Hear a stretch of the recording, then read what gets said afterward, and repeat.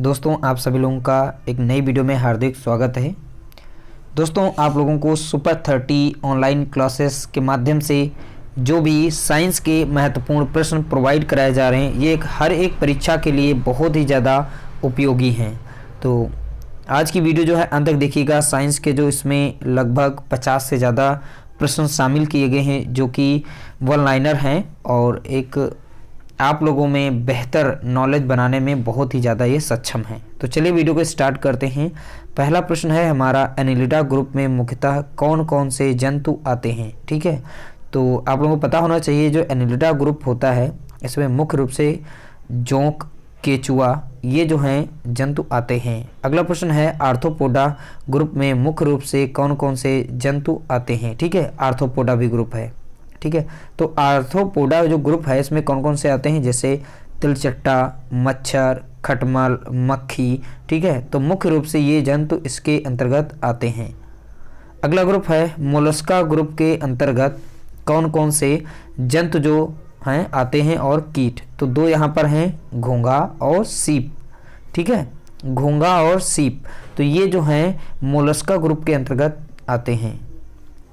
Echinodermata संघ के अंतर्गत मुख्य रूप से कौन कौन से जंतु आते हैं। इकाइनोडर्मेटा संघ, ठीक है, इकाइनोडर्मेटा संघ, इसके अंतर्गत तारा मछली, ब्रिटिल स्टार। ठीक है, एक तारा मछली होती है जिसे इंग्लिश में कहते हैं स्टार फिश और एक ब्रिटिल स्टार है। अगला है, मनुष्य का पाचन क्रिया का प्रारंभ कहाँ से होता है, यानी पाचन क्रिया कहाँ से प्रारंभ हो जाती है। सबसे पहले स्टार्ट होती है मुख से, यानी भोजन टूटना स्टार्ट हो जाता है। अगला है, शिराएं द्वारा कौन सा रक्त जो है प्रवाहित होता है।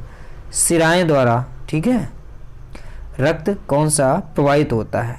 यहाँ पर है अशुद्ध रक्त प्रवाहित होता है शिराओं के द्वारा, अशुद्ध रक्त यानी कि डीऑक्सीजिनेटेड ब्लड जो है इसमें चलता है। अगला है, धमनी द्वारा कौन सा रक्त प्रवाहित होता है। जस्ट उल्टा कर दीजिए उसका, यह हो जाएगा शुद्ध रक्त।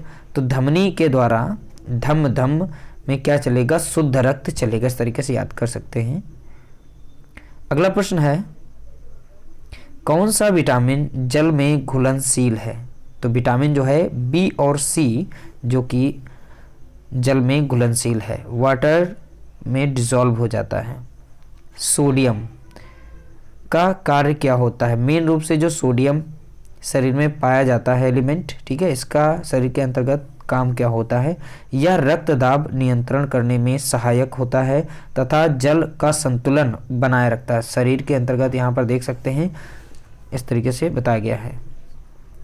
पोटेशियम का कार्य क्या होता है शरीर के अंतर्गत, इसके बारे में जानना बहुत ही जरूरी है। तो यह जो है हृदय की धड़कन एवं नाड़ी संस्थान के कार्यों में संचालित करता है।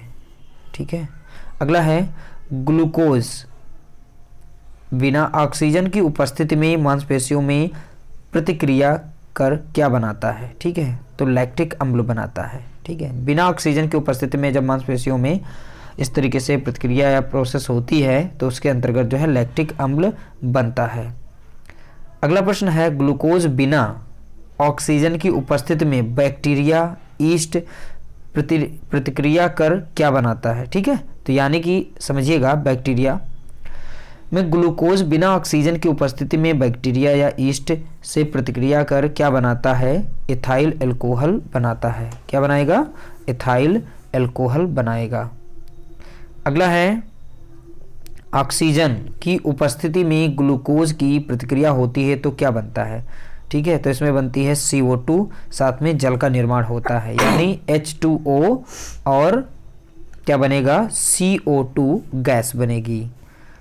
अगला है, एनिलिडा में उत्सर्जन, ठीक है, उसके किस उत्सर्जी अंग द्वारा होता है। तो एनिलिडा जो ग्रुप है, ठीक है, उसके अंतर्गत जो भी जीव आते हैं उनमें उत्सर्जी अंग जो है कौन सा होता है, वो है नेफ्रिडिया। अगला है, मूत्र का pH मान कितना होता है। तो मूत्र का pH मान जो है 6 होता है। अगला है, बहिस्रावी एवं अंतःस्रावी दोनों प्रकार किस ग्रंथ में होते हैं, ठीक है, किस प्रकार के दोनों में होते हैं, वो है अग्नाशय। वो आंसर कौन सा है, अग्नाशय, ठीक है, अग्नाशय। पीयूष ग्रंथि या पिट्यूटरी ग्रंथि, ठीक है, पीयूष ग्रंथि या पिट्यूटरी ग्रंथि को किस अन्य नाम से जाना जाता है, तो उसका नाम है मास्टर ग्रंथि। अगला प्रश्न है, स्प्रिंग को अपनी सामान्य लंबाई पर वापस लौटने के लिए लगने वाला बल कहलाता है, यानी कि प्रत्यानयन बल के कारण जो है पुनः स्थिति वो प्राप्त कर लेता है, प्रत्यानयन बल के कारण। अगला प्रश्न है, पौधों के लिए सबसे अच्छा उर्वरक कौन है, ठीक है, तो पौधों के लिए सबसे अच्छा उर्वरक कंपोस्ट को माना गया है। अगला प्रश्न है, पेट्रोलियम किस प्रकार की चट्टानों में पाया जाता है, पेट्रोलियम किस प्रकार की चट्टानों में पाया जाता है, ये अवसादी चट्टानों में पाया जाता है। अगला है, गुब्बारों को उड़ाने के लिए काम में लाई जाने वाली गैस है, तो गैस वो कौन सी है, तो गुब्बारों को उड़ाने के लिए जो हीलियम गैस उपयोग की जाती है। डीडीटी, डीडीटी का प्रयोग किस रूप में किया जाता है, तो डीडीटी का प्रयोग जो है कीटनाशी के रूप में किया जाता था। इथेनॉल के अत्यधिक सेवन से कौन सा अंग जो है प्रभावित होता है, तो यहाँ पर अंग प्रभावित होगा यकृत। अगर हम अत्यधिक इथेनॉल का सेवन करते हैं तो हमारा यकृत जो है डैमेज हो जाएगा, ठीक है। अगला है, सभी अम्लों में अनिवार्य रूप से पाए जाने वाला तत्व कौन सा है, हाइड्रोजन यानी H2 जो है हाइड्रोजन, ये सभी एसिडों में पाया जाता है। आग लगने तथा फैलने की सबसे कम संभावना किस वस्त्र से होती है, ठीक है, बताना है, वो है सूती वस्त्र। लोहा का सबसे महत्वपूर्ण स्रोत कौन सा है, हरी सब्जी, ठीक है, सबसे महत्वपूर्ण जो स्रोत बताया गया लोहा का वो है हरी सब्जी, यानी कि पालक में सबसे ज़्यादा पाया जाता है। गैसोलीन को किसके साथ मिश्रण करके गैसोहाल बनाया जाता है, इथाइल अल्कोहल के साथ जो है गैसोलीन को अगर मिला देते हैं तो जो है इथाइल अल्कोहल बन जाता है। तात्कालिक ऊर्जा के लिए धावकों को कौन सा पदार्थ दिया जाता है, तात्कालिक ऊर्जा जो प्राप्त करनी है उसके लिए हम ग्लूकोज देंगे और तुरंत जो है ऊर्जा प्राप्त हो जाएगी, जिसको भी चाहिए अगर लेना है। मानव जाति के लिए ओजोन परत क्यों महत्वपूर्ण है, ठीक है, तो पराबैंगनी किरणों को रोकने के लिए एक रक्षा आवरण बनाती है, तो ओजोन जो लेयर है वो अल्ट्रावायलेट रेज को रोकती है, तो ये हमारे जीवन के लिए बहुत ही ज़्यादा महत्वपूर्ण है और इसको बचा के रखना भी चाहिए। आंतज्वर टाइफाइड के लिए सामान्यतः उपयोग की जाने वाली औषधि कौन है, ठीक है, क्लोरोमाइसिटिन, तो एक ऐसी ये दवा है जो कि आंतज्वर टाइफाइड को ट्रीटमेंट यानी कि टाइफाइड जिसको है तो वो क्लोरोमाइसिटिन ले सकता है, ठीक है, यानी ये दवाई दी जाती है। गैस की लौ की सबसे गर्म हिस्से को क्या कहते हैं, ठीक है, उसे कहते हैं ज्योतिहीन क्षेत्र, यानी इंग्लिश में कहते हैं नॉन ल्यूमिनस जोन। अगला, सोने का शुद्ध रूप कितने कैरेट का होता है, सोने का शुद्ध रूप कितने कैरेट का होता है, 24 कैरेट का होता है। अगला है, सिनेबार किसका अयस्क है, अगला प्रश्न है, सिनेबार किसका अयस्क है, वो पारा का अयस्क है, सिनेबार जो है पारा का अयस्क है। शरीर के ताप का नियंत्रण किसके द्वारा होता है, हाइपोथैलेमस के कारण होता है, तो शरीर की जो ताप होता है, शरीर का ताप होता है वो मेन रूप से नियंत्रण किया जाता है हाइपोथैलेमस के कारण, ठीक है। अगला है, लाल अस्थि मज्जा में किसका निर्माण होता है, लाल अस्थि मज्जा में किसका निर्माण होता है, लाल रक्त कणिकाओं का, यानी कि आरबीसीज का निर्माण होता है। कशेरुक दंड में कितनी हड्डियां होती हैं, यहाँ पर बताया गया है 33, जो कि बच्चों में पाई जाती हैं, 26 वयस्क में पाई जाती हैं। अगला प्रश्न है BCG का पूरा नाम क्या है? BCG का पूरा नाम क्या है? बैसिलस कैलमेटेग्यूरिन। बैसिलस कैलमेटेग्यूरिन।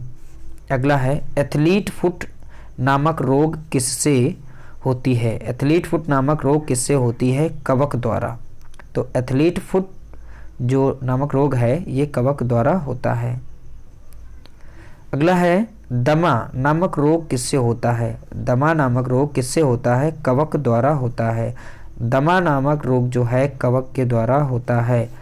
फाइलेरिया नामक रोग किससे फैलता है? कृमि। कृमि एक वर्म होता है, ठीक है, उसके द्वारा जो है फाइलेरिया रोग फैलता है। जब एक वस्तु की वेग दुगनी की जाती है तो उसकी गतिज ऊर्जा जो है चौगुनी हो जाती है, ठीक है। जब एक वस्तु की वेग जो है 2 गुना की जाती है तो उसकी जो गतिज ऊर्जा है वो चौगुनी बढ़ जाती है। सूत्र कणिका को अन्य नाम से भी जाना जाता है तो वो है माइटोकॉन्ड्रिया, ठीक है। सूत्र कणिका को अन्य नाम से भी जाना जाता है, वह क्या है? वो है माइटोकॉन्ड्रिया। अगला है वट वृक्ष पादपों के किस वर्ग में आता है? तो वट वृक्ष जो है, ठीक है, पादपों के किस वर्ग में आता है? ये आवृतबीजी यानी एंजियोस्पर्म में आता है। एंजियो, ठीक है, स्पर्म में आता है। अगला है flame of the forest one की ज्वाला का अर्थ है ऐसे पेड़ों से भरा वन जो पतझड़ में फूलते हैं और लाल फूल बिखेरते हैं। अगला है पेनिसिलिन किससे बनाया जाता है? ये कवक से बनाया जाता है। पेनिसिलिन किससे बनाया जाता है? ये कवक से बनाया जाता है। लाइकेन को 2 जीवधारियों का सहजीवी साहचर्य समझा जाता है। वो 2 जीव कौन कौन से हैं? वो जीव कौन कौन से हैं? तो शैवाल और कवक 2 ऐसे जीव हैं जो सहचर्य सहजीवी के नाम से जाने जाते हैं। आमतौर पर संश्लेषित, ठीक, वृद्धि माध्यम और बेकरी में काम में लाया जाने वाला एगार किससे प्राप्त होता है? ये शैवाल से प्राप्त किया जाता है। अगला है लौंग किससे प्राप्त होती है? अगला है लौंग किससे प्राप्त होती है? लौंग जो है फूल यानी कि कली से प्राप्त होती है।